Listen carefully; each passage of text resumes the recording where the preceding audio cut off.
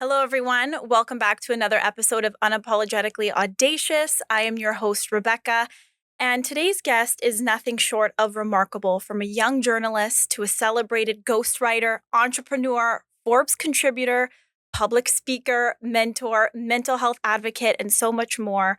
Her story is truly one of resilience and creativity. Please join me in welcoming Pauleanna Reid. Pauleanna, thank you so much for being here. I'm excited to be here. Thank you so much, Rebecca. Pauleanna, we had the opportunity of working together so many years ago. In fact, I was working under your wing, your mentorship, your leadership. And I just wanted to first kick off with gratitude for you for the belief. I'm getting emotional for the belief that you had in me. I was so young and you left such an impression on me. And I have so much respect for you and everything that you have done, career, professional, and as a human being. So that's the first thing I wanted to start off with was gratitude for you and your existence and the impression you leave on the world.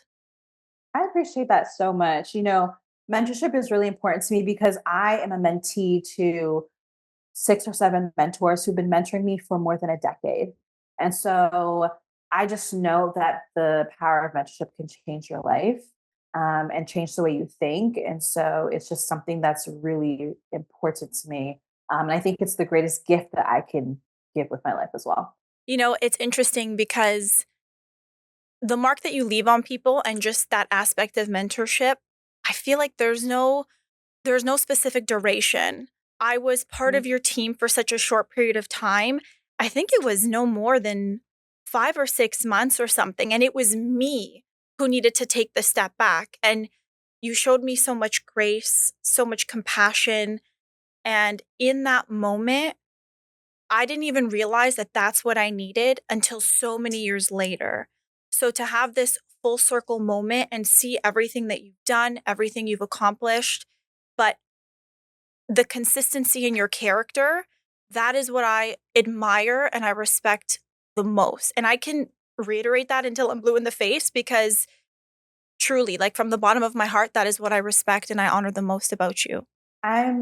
I'm really flattered by that, but I also want to remind everyone listening is that mentor moments can happen anywhere, right? Mentor Yeah. moments can happen when you're in line at the grocery store, when you're in an elevator full of people. It can happen peer to peer, right? It doesn't necessarily have to be um, uh, horizontal. It can also be vertical, right? And so or vice versa. And I just want people to know that a mentorship, you're right, it doesn't have any time constraints, right? I've mentored so many women across the world, some within a single conversation, others for numerous years.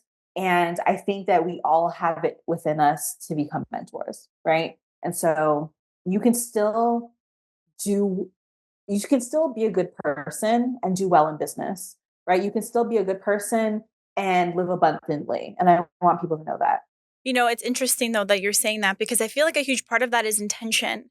And your intention, there's so much goodness and authenticity in your intention. And that is what translates through all of your mentorship. And even as you mentioned, you can be a mentor at any point in your life. You can meet somebody who can leave this impression on you. So I really want to dive further into mentorship. But first, I want you to take us back. Pollyanna, your story is incredible. It's inspiring. And I want you to kind of walk us through the beginning. I know that there were some challenges in your academic life, in your younger years, rather. And there are so many things that have kind of brought you to this moment. So I really want you to walk our audience back a little bit.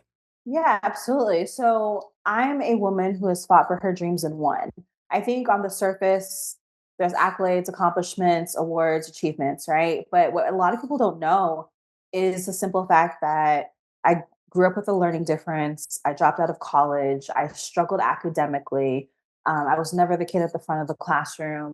I was bullied and tortured in high school. My mental health has uh, my mental health has been very up and down for the last 20 years.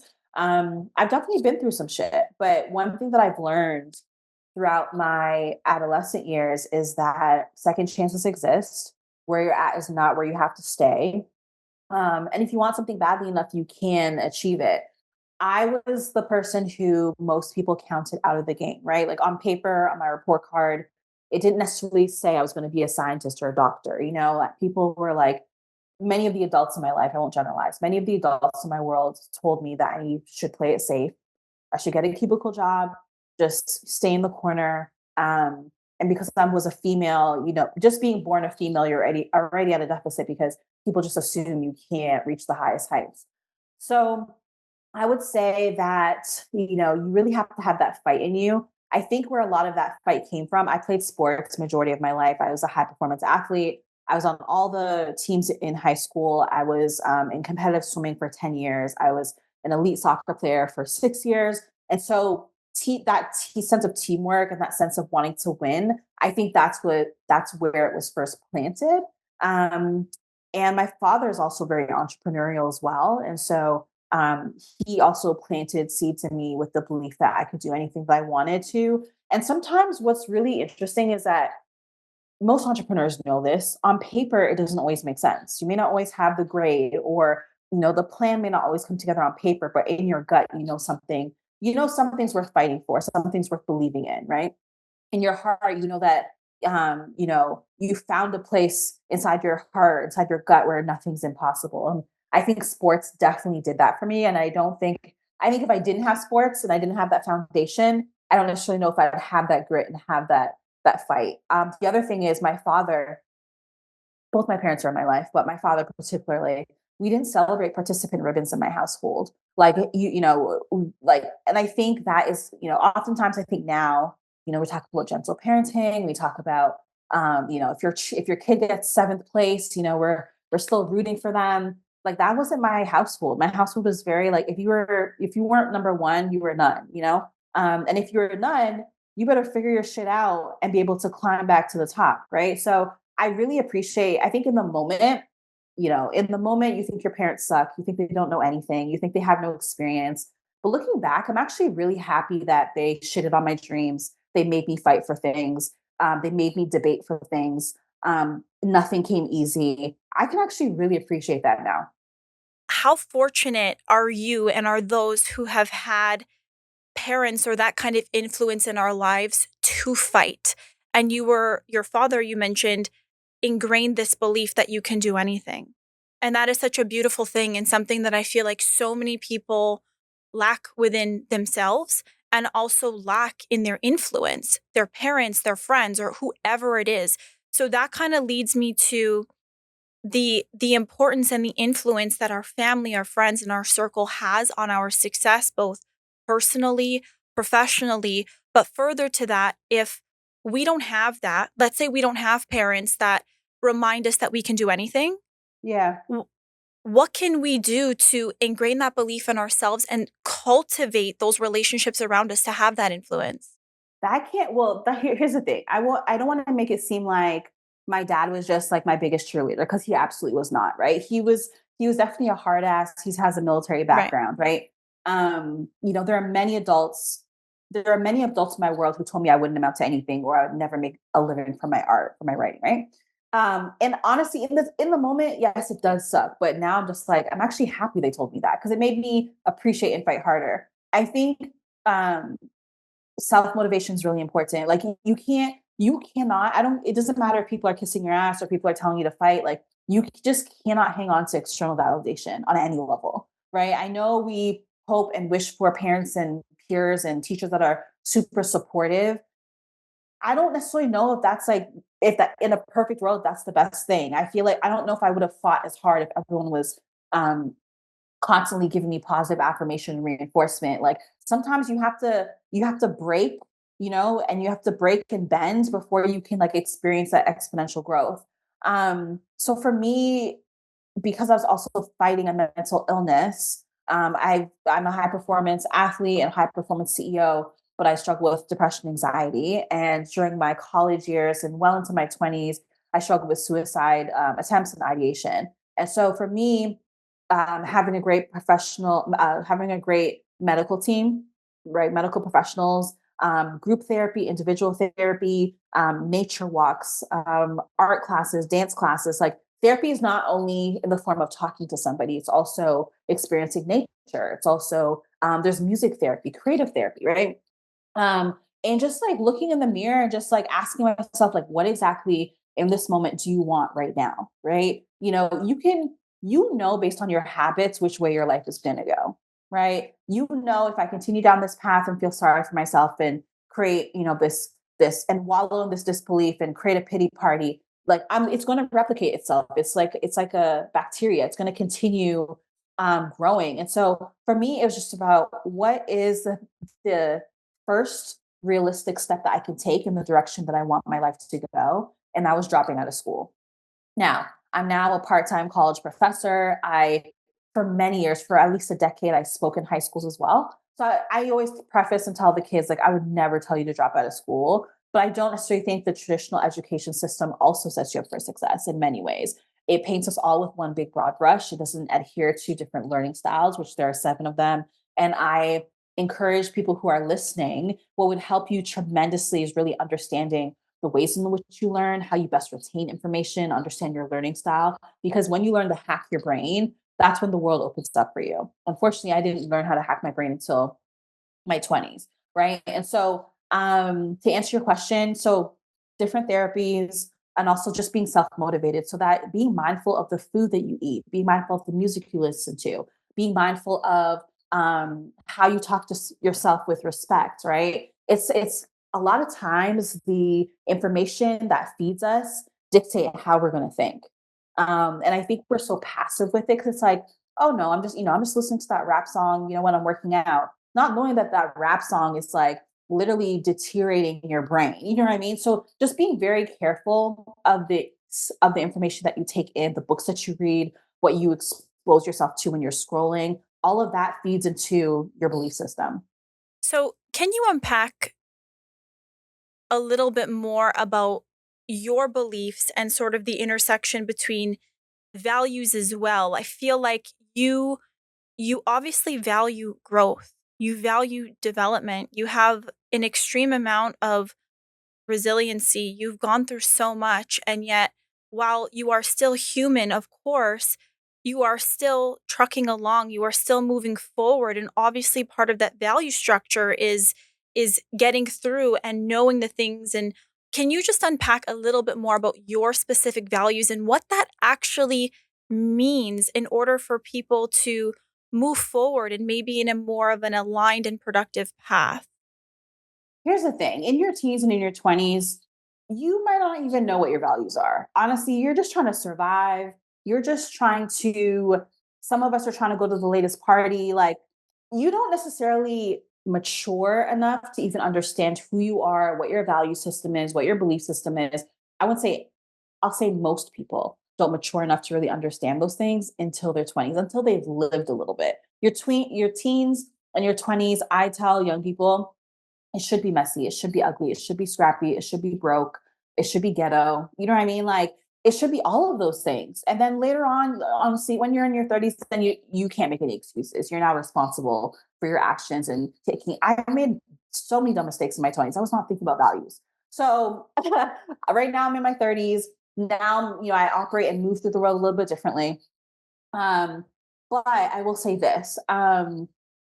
Part of my value system is honoring my feelings, right? Always honoring my feelings, no matter how challenging, uncomfortable, difficult. And sometimes that means speaking up for myself. Sometimes that means lending a helping hand. Sometimes that means doing things for free. Sometimes that means saying no, creating boundaries, right? Honoring my feelings and how I'd like to operate, but not to be mistaken with allowing my feelings to necessarily um, there's a dichotomy between honoring your feelings and creating those boundaries, but also um, assessing facts over feelings. So not allowing my feelings to completely dictate every single move that I make, right? Because some I don't always feel like going to the gym. I don't always feel like going to that meeting. I don't always feel like traveling to see my mentor, to go on an excursion. Like, you know what I mean? So honoring my feelings in terms of protecting my heart, protecting who I am, protecting the things I believe in, protecting my dreams. but not allowing my feelings to necessarily dictate every single move that I make. Other values that are important to me. um, Other than I know we talk a lot about friendships, but like my grandmother raised me to believe that I don't necessarily need friends, right? I have friends because I want friends and I enjoy people's company, but I don't allow trends. Like I have an extreme discipline. I don't allow trends and parties and people. I'm not like easily influenced by bullshit. I've never really been that way. Yes, I've enjoyed and I've indulged, but one thing that people don't know about me is that I have never tasted alcohol, right? Partially because I was an athlete growing up, but also partially because I think it's important that at least one area of your life you practice extreme discipline, right? Whether you're proving something to yourself, but just like, because I definitely feel like people are chasing goals that they're not mentally or physically conditioned for, right? So you can have all these goals in the vision board, you can have this belief system, this values, like if you're not conditioning yourself for that, then it's never going to manifest into form ever.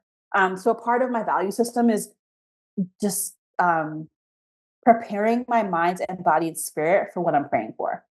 I've never heard anybody really say it like that. I love that you say facts over feelings. That's something that I resonate so deeply with. And I know so many people, once they hear that, will as well. And just even, the fact that you've never tried alcohol and maintaining that discipline with at least that one area of your life, that's incredible. And I think that's something not a lot of people can say. So kudos to you, as I'm sure, you're completely self-aware about. And you mentioned that a lot of people are chasing these goals and these dreams, but they're not mentally or physically, they haven't conditioned themselves for that. And I thought that was an interesting statement. How can we further condition ourselves to actually have what we envision, what we dream of, come into fruition? Because I feel like something that we're hearing a lot of is there's still a gap for some people, right? Like we can kind of take a couple steps forward in that direction. We have these dreams, but then we have these turn back moments, as a result of so many different things. Can you just unpack that a little bit further? It's so hard for me because I'm not human. Like I feel like when it comes to how far I'm how far I've been willing to go and push myself, and again, it points back to athleticism, is far different than most people. How do I want to unpack this? Okay, so first of all, I think it's important to okay, I have a good analogy. So back in the day when I was in school, we did long form math division, right? You carry the one, you cross out the three, whatever, you bring over the seven, whatever, right? And you had to really put pen to paper and work out that long division equation to get to your answer. Now you just use a calculator, you get to the answer, it's a shortcut. It's microwavable. Right. But that's really how I approach any challenge that I have. Like to the left of me, I have two big whiteboards. Like I love working out a problem um, by putting pen to paper old school. Right. And so when I feel stuck or when I feel like I don't know what the next logical step is, right, I create a mind map. A mind map is a very great way to add pictures and colors and shapes and different things to help organize your ideas. So that's like one area. Another area, so honestly, like scientifically, to improve your brain, there's actually a lot of research that backs that you should actually get moving. That doesn't mean you have to be a superior athlete. It can mean walking around the block. It can mean working out. It can mean going on the treadmill. It can mean, and this doesn't have to be solo dolo. You can join a run club. You can go for a walk with a girlfriend and sit like and don't get it twisted. Like I love my food. I overindulge all the things, but there is a correlation between movement and exercise and how you are able to critically think and problem solve and dissect complex issues. And because of the nature of the work that I do, that's also really important. And then honestly, just like the people that I follow, like growing up, I loved biographies. I loved studying people who I love studying founders. And honestly, if you look at any great success story, they had incredible work ethic, right? They were able to see opportunity where other people saw the impossible. There's things of that nature. So it's like, yes, you can have these dreams and like, everyone has their visually appealing vision boards on their Instagrams and they want this and that. But I don't really think people understand exactly what it takes. You have to be willing to be, you have to be able to take risks. I think a lot of people are risk averse, right? So asking yourself, so when I say, so how you can build your risk tolerance is doing one thing a day that scares you. Now, that could be smiling at a stranger in the mall. That could be being the first one to say hello in the elevator. That could be having that difficult conversation with your cousin who pissed you off last year. That could be picking up the phone to call someone you need to apologize to, right? Doing one thing a day that scares you will help you build that tenacity and that risk tolerance. And that's what helps also, that contributes to motivation, contributes to discipline, contributes to being able to have a side hustle or a full time business, contributes to you being able to raise your hand in the classroom or take up that project at work. But if you don't exercise these habits behind the scenes, when it's time for the championship ring and you haven't practiced, baby girl, I'm sorry, sit on the bench. Like this shit's just not for you, right? If you can't do it in your everyday life, then when it comes time to really put things into practice, into play, you're just not going to be prepared. You're going to fumble the ball. You know, it's so funny because it's the little things that prepare you for the big stage. And sometimes you don't even realize when that big stage is coming. So it's like you said, it's everything you do in those daily habits and then exercising our brain. And so, would you say that confidence and competence kind of work hand in hand in all of that? So for instance, you can feel like maybe you're capable or you're born to do more, or maybe you've hacked the exercising portion, the movement portion of it, but the lack of confidence because maybe your skill set isn't quite where it needs to be.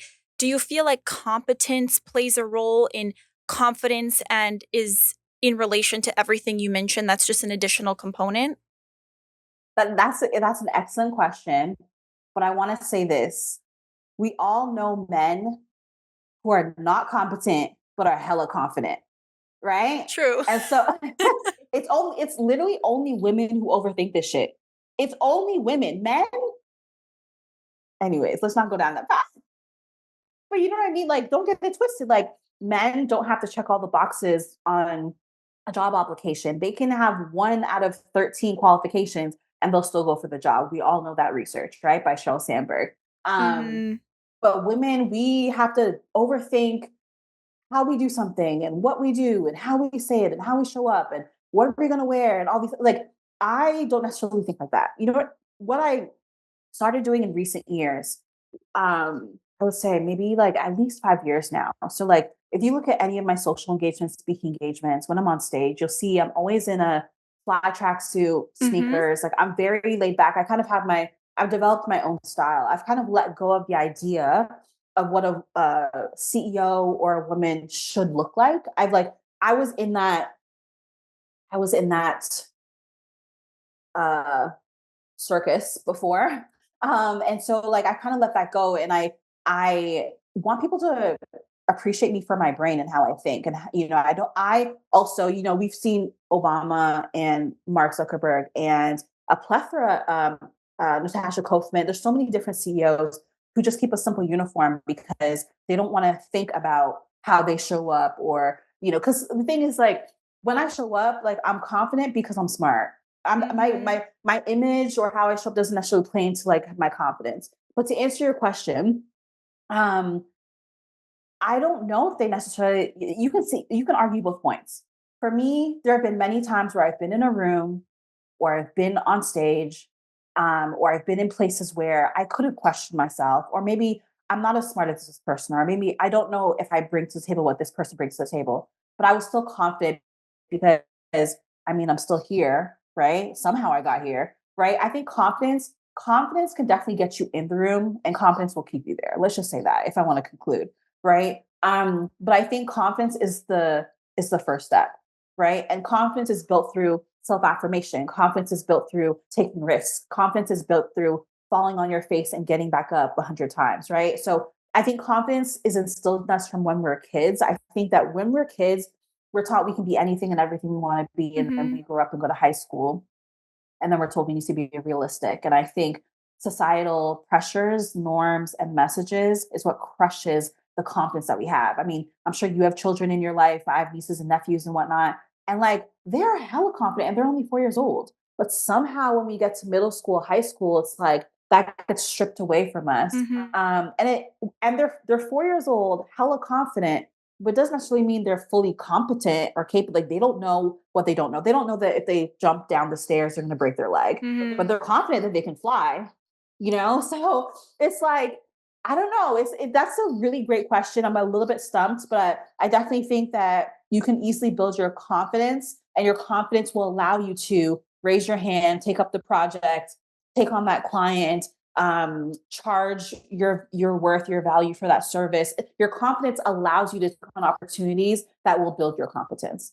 Well, that was a beautiful answer. So I appreciate all of that. And you're so right about the young kids that they have this unwavering confidence to them and this spunk. And also, there's that level of innocence. And we do, somewhere along the way, we lose it completely. But part of building that confidence, I feel like rejection kind of plays a role. And you said something in one of your videos where you said, people see no, or no, that's not, you said, don't see no as a stop sign, see it as sort of a guideline. And I love the way that you put that because I feel like even with confidence, it's the ability to move past even rejection because you can be Yeah. confident enough to be like, you know what? That's okay. I can take this and use this and see it as redirection. So, can you unpack rejection a little bit in that statement? Because it was really powerful. Yeah, I mean, here's the thing. You can't allow rejection to break you. So I'm in therapy for a plethora of reasons. And one of the reasons I'm in therapy is because I wanted to learn how to receive feedback well. And I also wanted to learn how to bend and not break when feedback occurs. Mhm. And that could be feedback, that could be rejection, that could be a plethora of different things that could be applicable to. Um, you can't like you have to when it comes to confidence, when it comes to rejection, like I mean, I've been rejected from so many things, but you also have to think about, and many people say this is not new, but rejection is also God's protection, right? There have been so many, let me tell you something. Like I recently got engaged. I'm happy to say that, very Congratulations. thrilled. And I can't tell you how many times, like I've dated a lot of men, okay? And I can't tell you how many times when we broke up, I was like, God, please, like, you wish you could get back together. You wish you could rekindle the romance, all these things. But for whatever reason, the universe will not bring you back together. Right. Mhm. And you're heartbroken and you're in the bed. If I didn't take those rejections, if I wouldn't have met my husband, like I would not have met the man of my dreams today if I hung Mhm. on to what was not going to be.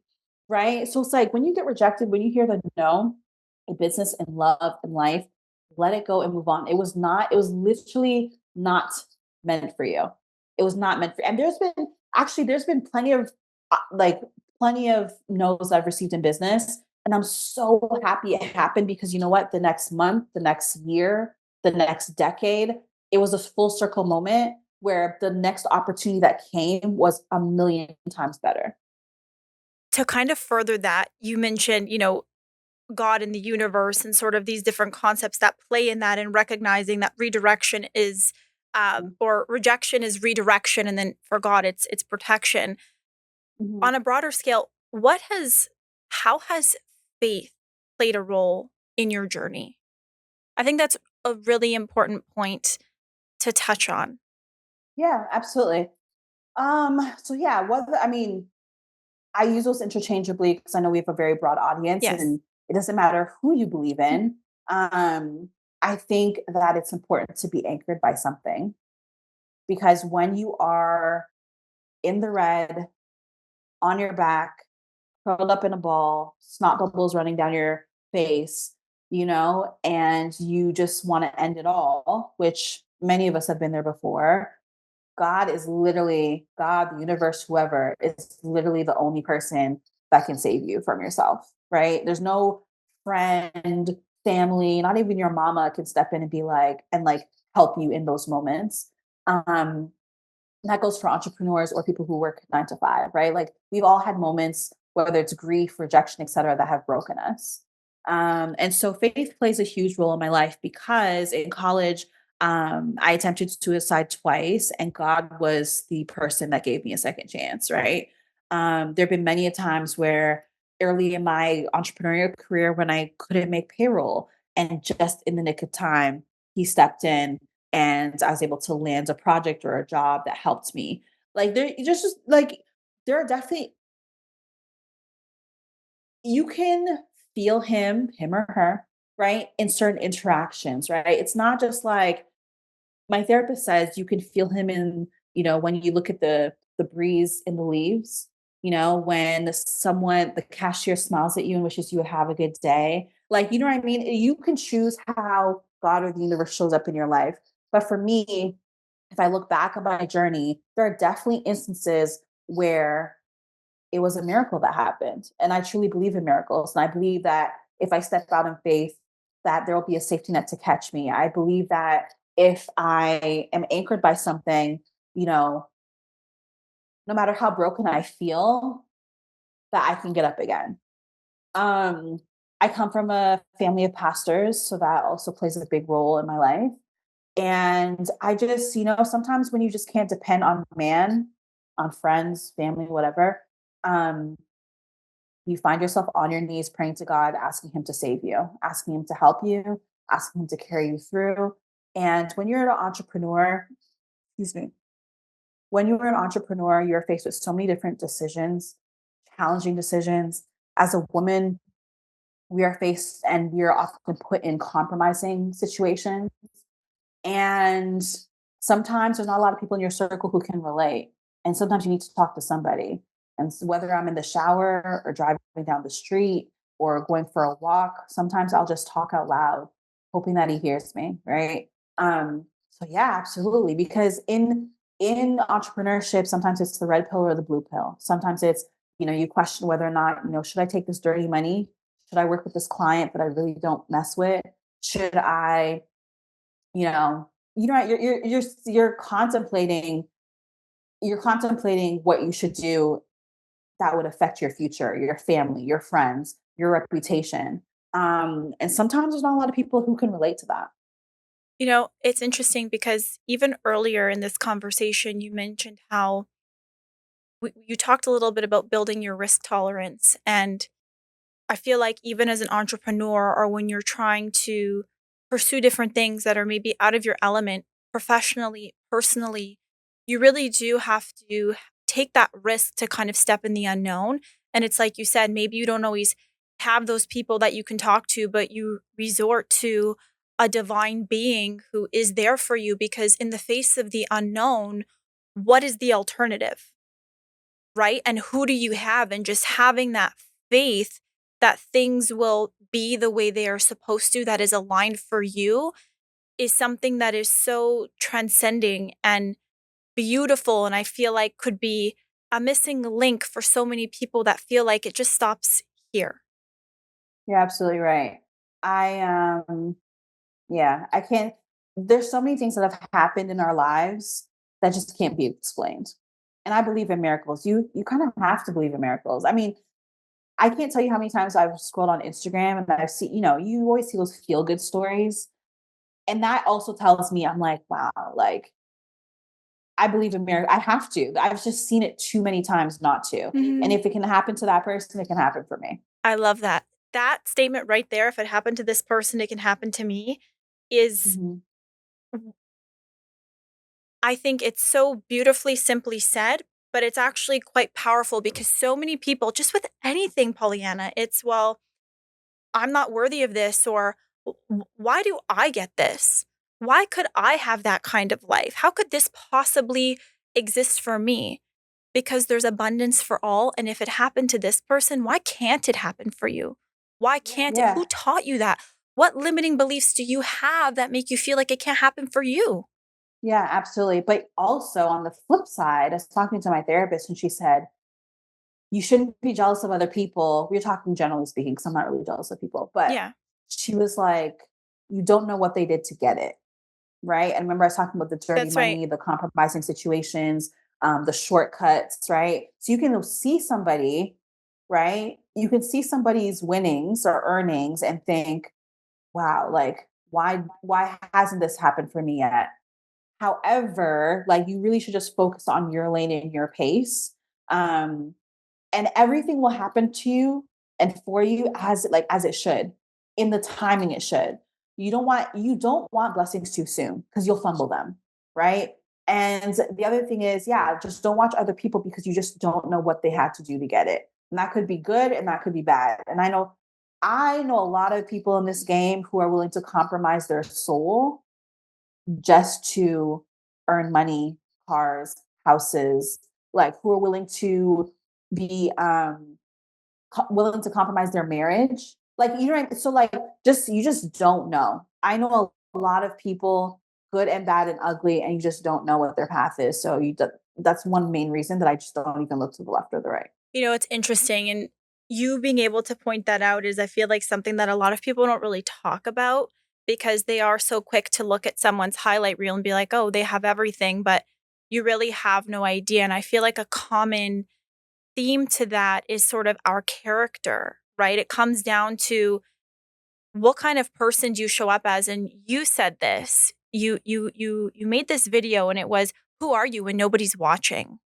So, Right. I think that's really important and really powerful, and there was this, you were doing a shoot and you had found out that Mhm.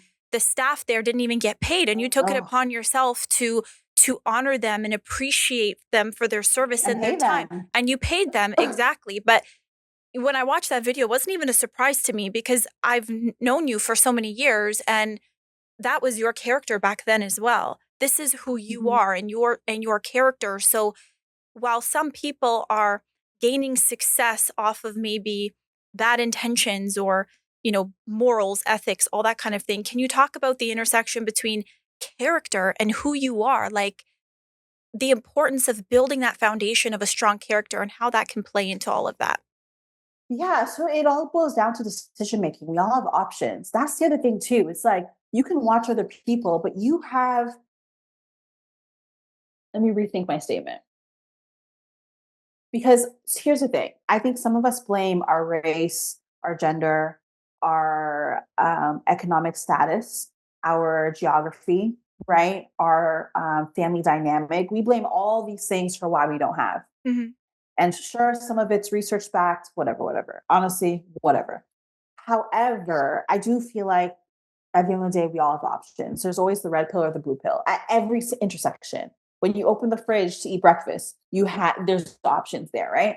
Um, and I just feel like those options are what help. The option that you choose, your choice ends up helping build your character, right? And so I could have entered that shoot. That shoot was a gift to me. Like a magazine reached out, they wanted to do a shoot, they wanted to put me on the cover. Cool, right? And then I later found out certain details about the editor in chief. I found out the team wasn't paid, and like I could have. It wasn't my responsibility to take care of anybody. I didn't have to do that. But for me, when something's not right, if I can help, and if and that's the other thing too. If you are abundantly blessed, it's not to hoard it for yourself, right? It's to give and it's to help and to be a blessing to others. So if I'm in a position where I can help, not just financially, but in other ways, then I absolutely will. And it feels good to do that, right? There's so much shit that I do for people that I don't have to do, but I want to do it because it, Mhm. it feels good. I grew up volunteering. I think things like that build character. I grew up volunteering. Volunteering locally, but I've taken mission trips around the world. Like, when you do things outside of yourself, that builds character. It's not necessarily the video you put on Instagram, and I mean, it's like, I mean, that's cool, but most people do that for the purpose of branding. Most people do that for the purpose of building community. I want to know what you do behind the scenes that most people don't know, Mhm. right? I have stories of traveling to Ghana and Australia and, volunteering at different organizations growing up as little as like 8, 9, 10 years old. Like that's what's built my character, like helping people in need, putting myself in a position where I can also recount and rethink, what am I complaining about? You know what I Mhm. mean? Like no matter what I'm going through, it's still pretty well off, right? And so just yeah, like I'm more interested in people's lives that they don't show on social media than I am on what they do show. Because I think that's where you're gonna get the true heart of somebody.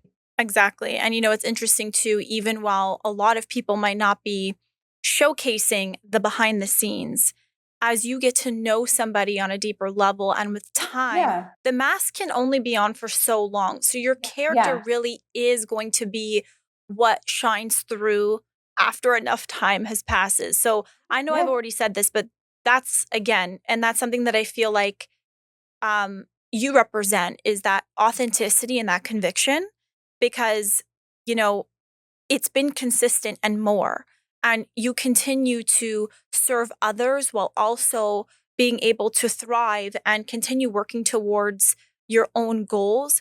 But you never forget about the people around you. You see the potential in people, you see the good in people, and you want to help. So, God bless like all the abundance you have. And I truly, wish more for you and whatever it is you desire and more.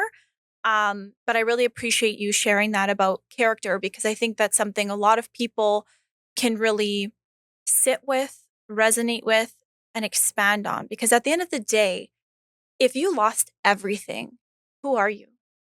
Yeah, I mean, exactly. And the thing is, everything can be taken away. Yeah. I think most of us take it for granted. Yeah. Everything can be taken away. I have friends who ask me like, "Why do you make time to mentor? Like, how do you even have the time?" I'm like, for me, it's not, first of all, it's not going to kill me. Like, you have the choice to organize your calendar however you choose, Mhm. right? I choose to make time in my calendar to teach at a college. I choose to make time in my calendar to spend time with young adults, with my peers. Like, I don't know. I genuinely enjoy it. And I want to just circle back on mentorship for a Yeah. second. I think that, mentorship has become very trendy now, but what people don't understand is the mentorship that I have participated in, that I've done, on one level, it's helping entrepreneurs. That's cute.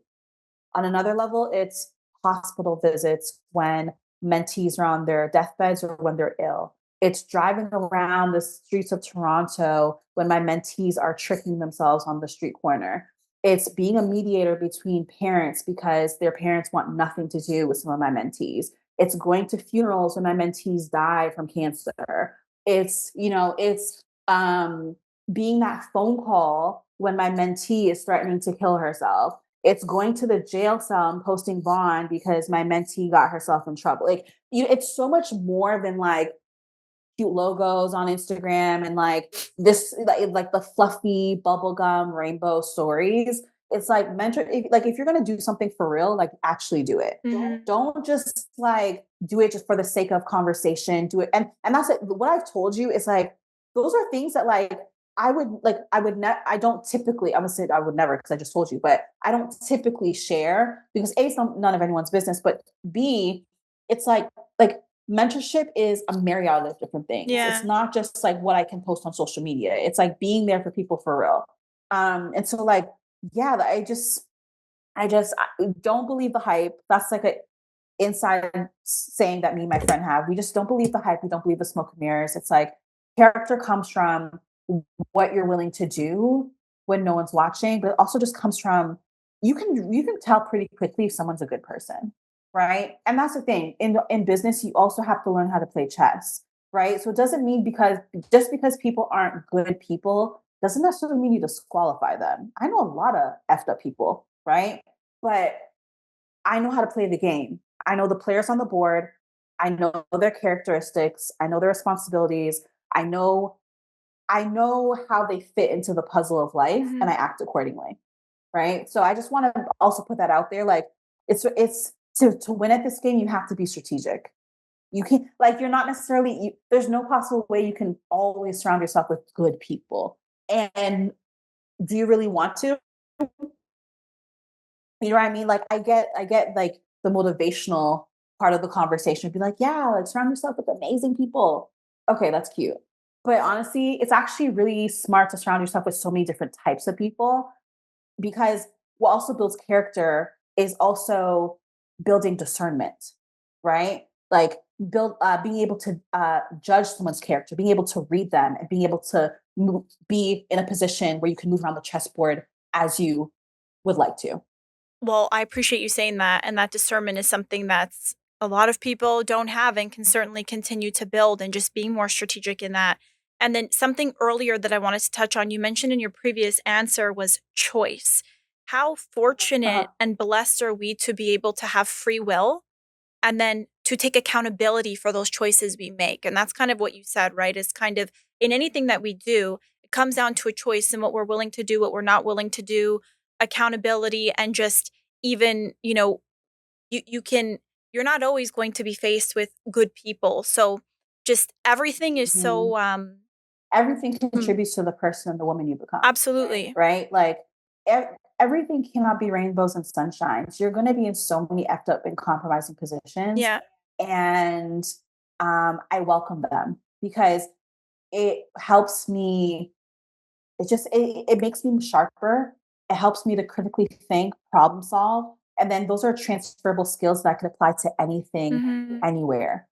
Absolutely. Thank you so much for Yeah. that. You know, we've really touched a lot on, personal development and your journey, and it's been incredible. And I know that we're running out of time, but there's something I really want to touch on in terms of the business entrepreneurial side. You are incredible, what you have built for yourself and what you continue to work toward. Now, your clients refer to you as the content ninja, right? So, the question I have for you is for those folks that are, which is amazing, by the way, those the audience that's watching you right now, they've got to hear a little bit more about who Pollyanna is, what she values, now, in terms of our purpose, our passion, our dreams, monetizing your passion, Wait, hold go up. ahead, I gotta say something. please. Don't chase your passion. People who tell you to chase your passion are already rich. Chase your talent.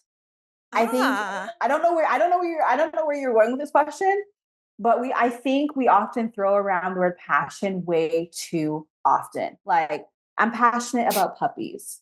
Like I'm passionate about swimming. Like I think we need to do a better assessment of because okay, I know. Let me get to the point because I know we're running out of time. I worked with young people and they're like, I want to be a this or that, a life coach or whatever, right? And it's like, just because they're passionate about helping people, okay, then join a nonprofit, volunteer. That doesn't necessarily mean you're meant to do that thing. I think we need to take a better assessment and inventory of what our skills are mm, and try to monetize our skill set and our talents and our gifts, not necessarily our passions. I think that's where people, I think that's where the conversation gets foggy, and that's where people get really confused. You have so many entrepreneurs that are on their ass because they follow their passion, but they didn't have the skill set to back it up, right? They're just following their heart, following their passion. And you can call me a hypocrite because I failed grade 11 and 12 English, and now I'm a rock star when it comes to storytelling, communications, and writing. But I worked at it though, right? So it's like, sure, if you want to follow your passion, just make sure you have the skill set to back it up. Because when you get to the big leagues, you're gonna have to put numbers on the motherfucking scoreboard, right? And if you don't have the and like you can fake it for quite some time, right? So I like to call it cyber glitter. You can fake mhm, it for quite some time. When you get into certain rooms and conversations, and when you deal with certain clients, like people can read you real quick. So mhm. I just want to like I wasn't sure where you're gonna go, but I was like, I just don't want people to like live in this bubble of like they're gonna follow their passion. You should assess your skills and talents. When you're rich, you can follow your passion. When you got the money, you can follow your passion. Not when you're a young adult and trying to make it. Pollyanna, I don't think anybody has had the guts to say it like that before. I've never heard it like that. I think I'm like, "Oh," and I love that you stopped me, and I love that you changed course and you provided that specific insight because it's authentic, and I think it's the realness behind is what you would say, the cyber glitter, right? It's the Mhm. skills that are attached to it. So now my question is, how can we do that inventory check and how can people identify like, we want to monetize on our talent. How do we do that? What's one thing you would say to those folks watching right now? Now they have So this first insight. you have to have good question. So first you have to have skills and have talent to even assess, right? How do you do that? So let's go a step because most people because most people suck. Most people are very mediocre. Like it's really about assessing like most people are very because their parents praise them for getting in seventh place, they're complacent and they're mediocre and they think that that's what's going to make it in the real world. No, honey, that's not true. So I think it's about when you're in your 20s, this is what I said, like your 20s should be messy, right? Mhm. Messy doesn't mean sloppy and drunk on your ass. That's not how I define messy. Messy means a beautiful collage of experiences, right? Traveling the world. My sister used to backpack around Europe, sleeping in hostels. Wow. Like, you know what I mean? Like volunteering, traveling the world, speaking to different people, learning new skills, joining this Zumba class, or like doing things, you know what I mean? Like rock climb, like just doing things that help you make a quick assessment of whether or not you like this, whether or not it fires you up, whether or not it gives you butterflies, whether or not it introduces you to new groups, people, places, and things. That is what your 20s is dedicated for. And as you transition into your later 20s, early 30s, then you're able to make a better assessment of like what's the risks I'm willing to take? What are the conversations I want to participate in? What's important to me? What issues fire me up, right? Right. Then you have to try shit to assess your skills and talents to be able to decide what path you want to take. Mhm. And what happens is oftentimes our parents use language like, don't do that, get off that, be careful, right? And so we're so bombarded with like not taking risks and not doing the things because our parents are so scared. Um, but it's really important that you color outside the lines, and then you'll have so many skills and talents to be able to assess. And then there's just a process of elimination, and that's easy. A life beyond your wildest dreams really does exist past fear and pushing through the unknown. Yeah, and you don't have to if you didn't have the opportunity to do that in your 20s, you can start now. I also want to say that. I don't want to just because like most of us are out of our 20s, right? Start now. You can start at any time. You can hit the reset button anytime you want to, as many times as you want to. I love that. Thank you for that reminder. Pollyanna, it really has been incredible talking to you. I have one final question for you. Is there anything that you would like to share to the audience? Maybe something that you've never had the opportunity to say before. I want to say, oh, what advice would you give? Maybe it's a piece of advice, maybe it's not. Is there anything that you feel called to conclude our conversation with that maybe you haven't had the opportunity to do so before?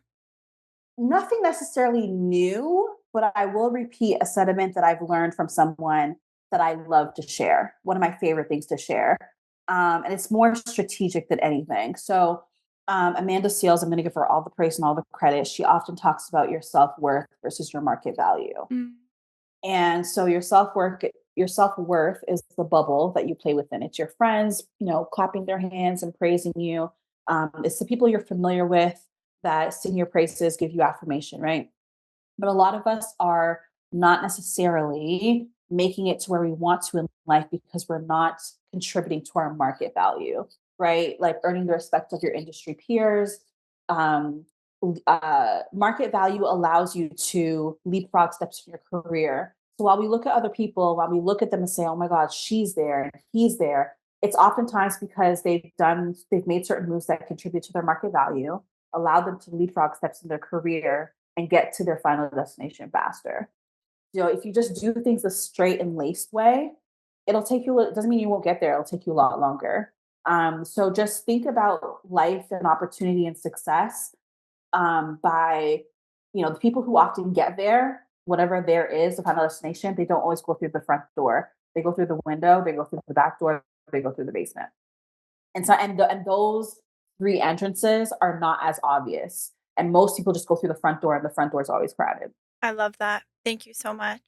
Pollyanna, thank You're you so welcome. much for your time, your energy, your insights, and just being so genuine and audaciously living in such a way that people can be inspired by and hopefully cultivate more of that bravery to do the same. So I appreciate you truly, truly.